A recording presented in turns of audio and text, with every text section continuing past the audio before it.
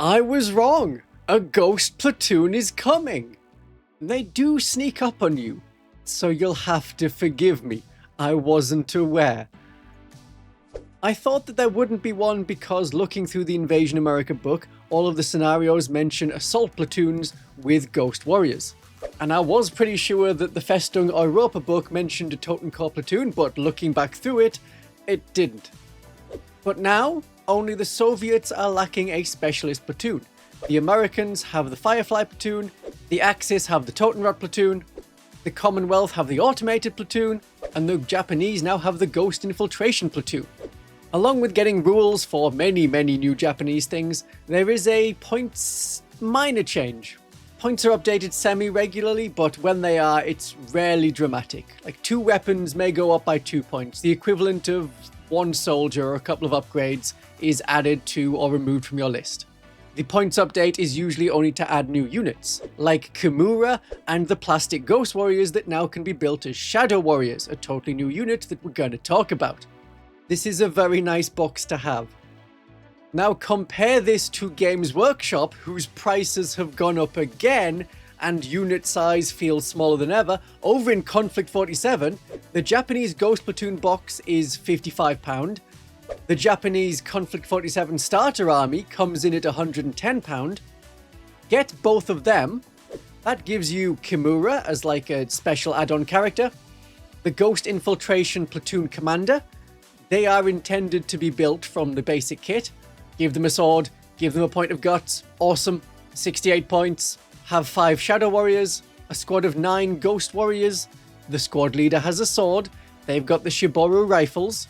Have a squad of 10 Ghost Attack Warriors with SMGs and combat blades. Then, from the starter army, a platoon commander in an assault frame with a light machine gun. 5 assault frame warriors, one of them with a light machine gun. 5 of the resin Ghost Attack Warriors. A Type 7 Sasori Light Walker. A 97 Kai Shiboru Chiha medium tank. And if you then add on 10 regular infantrymen with the engineer's rule, that'll be a box that is £26. That gets you to exactly 1,500 points. Of course, you could add more equipment to increase the points, add more special rules and abilities, or up the quality of some of the units to add more points. But £191 and you are done. That is a full army. The equivalent of 2,000 points in 40k, and it didn't take years to get all the boxes or cost like $1,000. Because of the relative cheapness, it is very common for Konflikt 47 players to have 2 armies, and then new players can fight them immediately. They borrow one of their armies. While it takes years for the average 40k player to get an army and then consider expanding into another when a discount box bundle comes along. Or possibly a decent combat patrol, but I don't think we've seen one of them for a while. You'll get to see these rules and the points soon enough. These are free PDFs that everyone will get, and that will come out on Friday at 4 PM UK time, roughly. There was an accidental leak of the points earlier this month on the app, but I don't think anyone had time to collate all the changes and compare them to the PDFs. Something else the Warlord app is going to do is have a picture of the unit next to it. That way you don't confuse your Shadow Warriors and your Ghost Warriors and pay the wrong number of points. Good stuff. Something to note, points are down on the Crush Rifles, the Shiboru Rifles on the Ghost Warriors, and the Type A Japanese Shiboru Rifle Squad. Their rifles are down by 2 points, so the squad is cheaper. We've got the new Ghost Platoon models. I would be tempted to make them as close combat specialists of the Shadow Warrior squad, or a Ghost Attack squad with SMGs, then save the Shiboru rifle arms to add to some basic Japanese infantry. Get some cool shoulder pads, and then you've got a very obvious mark that this is the Shiboru rifle squad. Having an SMG and a blade is cool. Some shooting threat against infantry, and good combat. Save other units for crush rifles when you have larger squads, or use big cannons.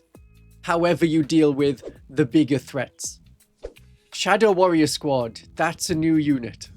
This is the all-combat squad. They've got an assortment of close combat weapons that gives them +1 pen in close quarters. Like the Ghost Attack squad, they move very fast, 8-inch advance, 16-inch run. They've got fieldcraft, so they can rush through barbed wire, fields. None of that inconveniences their movement. You can run through that with Fieldcraft, you're not limited to advancing. This also makes their charges easier. But they have a different special way to charge. Shadow attack.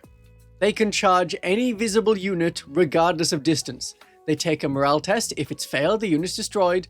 Otherwise, they can charge into combat with lots of penalties to the enemy shots. Like they cannot shoot weapons that have a maximum range of 6 inches or less. They can't benefit from defensive positions. And other units aside from the one they're charging cannot ambush the Shadow Warriors as they charge. So if there's some werewolves waiting nearby on ambush ready to chomp something, you can rush past them and strike at the enemy commander, as long as you can see them. That is a really cool ability. They have Deadly 3 and Deadly 4 when surging. Deadly is the number of dice each model rolls. So a squad of 5 is rolling 20 dice with +1 pen. Because you have some penetration, that means you can damage vehicles. That's pretty cool. And I know many of you were planning to paint these up as Ninja Turtles. We've got Raphael, we've got Leonardo.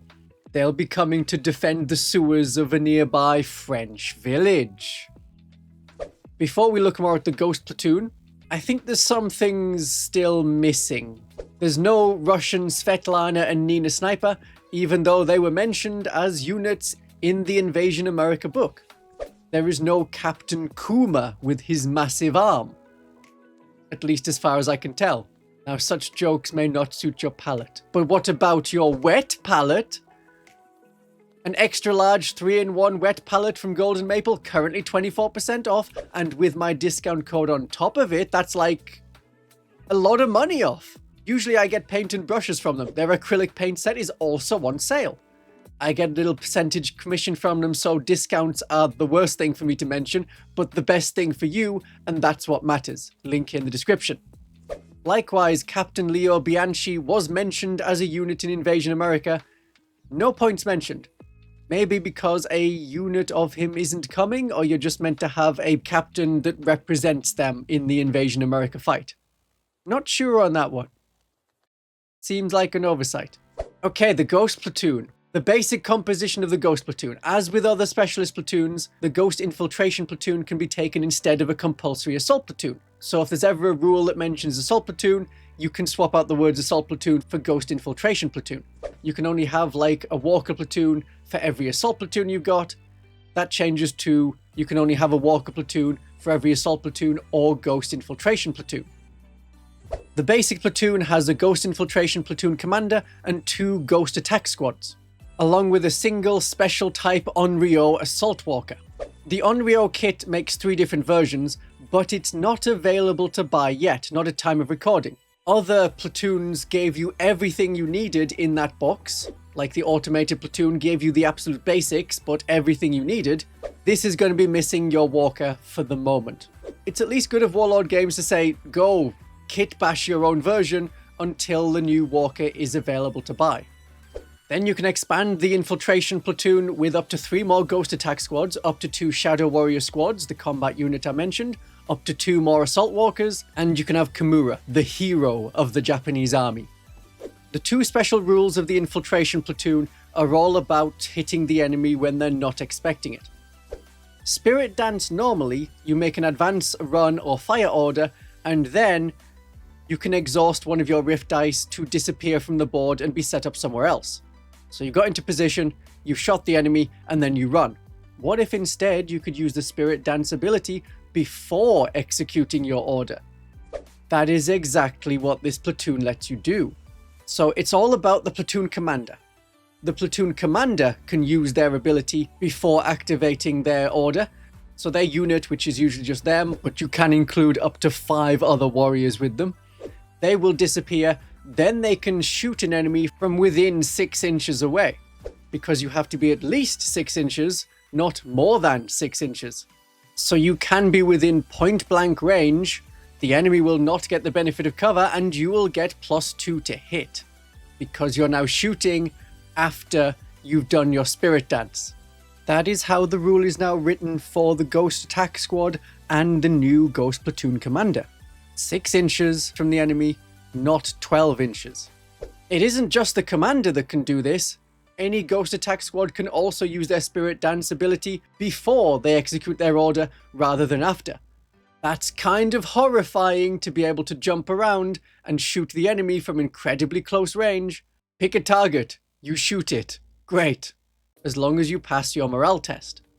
And to help with that, while the platoon commander remains in play, Ghost Attack Squads, Shadow Warrior Squads, and Assault Walkers add 1 as a modifier to any morale tests while they're using their Rift abilities. I think these rules are encouraging you to keep the platoon small. Snap 2 will let you order 2 other units, and so a Ghost Platoon Commander and 2 Ghost Attack Squads is the maximum you can order at once. The maximum number of units that can benefit from the first special rule of this platoon. That is also the minimum size of the platoon, with the Walker. And then after that you could have another Ghost Infiltration Platoon as long as you have more commanders and more walkers. But if you want to add more Ghost Attack Squads, add more Shadow Warrior Squads, at least they will benefit from +1 to the morale test when they make their Rift Enhancement ability, as long as you can keep the Ghost Infiltration Platoon Commander alive. That's pretty cool. That's pretty cool. And what about this Assault Walker that's coming? What rules do we have even though the official model isn't going to be out? It's a pricey 258 points, but that may not be all you pay for it. That basic cost gives it a Walker Combat Blade, which is very nice, and an arm-mounted twin heavy machine gun. That's 2 of them in one weapon, so you'll be firing 12 shots because arm-mounted heavy machine guns do not have their shots for being mounted on a vehicle. You can replace that heavy machine gun with a Type 61 light Shiboru cannon for 30 points, or you can replace the Walker Combat Blade with another Type 61 light Shiboru cannon, but that's an additional 90 points. It's getting kind of expensive. Alternatively, you can replace both your default weapons, the heavy machine guns and the combat blade, with a dual-barreled Type 99 Shiboru cannon. That is also 90 points, so we're looking at 348 points if you want the big guns. Or you may think, no, big samurai sword is really cool, I want big samurai sword. The Walker has a ghost engine, which is very similar to the Spirit Dance. After doing an advanced move, a run move, or a fire order, then you can remove yourself from the battlefield, take a morale test. If failed, you are destroyed, making it kind of risky to do. Otherwise, if the morale test is passed, you can be set up anywhere but at least 12 inches from the enemy, and at least 6 inches from any objectives. And while this unit won't benefit from the platoon to use its ability before it advances, runs, and fires, if you have a surging rift dice, then you can use your ghost engine before executing the order. Teleport 12 inches behind your tank, nothing personal, kid, and use your big cannon to blow them up. The Japanese do a lot of ambush tactics, even more so with their rift tech in Konflikt 47. And if it's destroyed, which it may be, because it's damage value 9, that's a decent value, but hardly impenetrable. A Matilda's light anti-tank cannon can penetrate that. If it's ever knocked out, or would be abandoned by its crew, such as if it's set on fire and you fail a morale test, it's gonna explode. Infantry and artillery within 6 inches take D3 hits with +2 pen, no cover, and an additional D2 pin markers. Then you remove the Walker from the battlefield, it doesn't lie on the ground as a wreck. The enemy cannot be permitted to capture these, so to preserve their secrets, it pops into shinobi space and explodes. Kimura's new rules are also here, but there are so many different aspects to it that I'll leave you to read that for yourself, either right now by pausing the video, or when you get the PDF very, very soon. I may have missed some things. I haven't been given a full changelog, so I don't know all of the changes, but one thing I did notice is that the bolt action Commonwealth rules are now included in the Konflikt 47 Commonwealth. You can use Commonwealth units in the Commonwealth and Commonwealth officially with no national army rules. However, what if you did? This video tells you how it works officially and also how else you can have fun with your rules. My darlings and viewers, have a great day in the Rift War.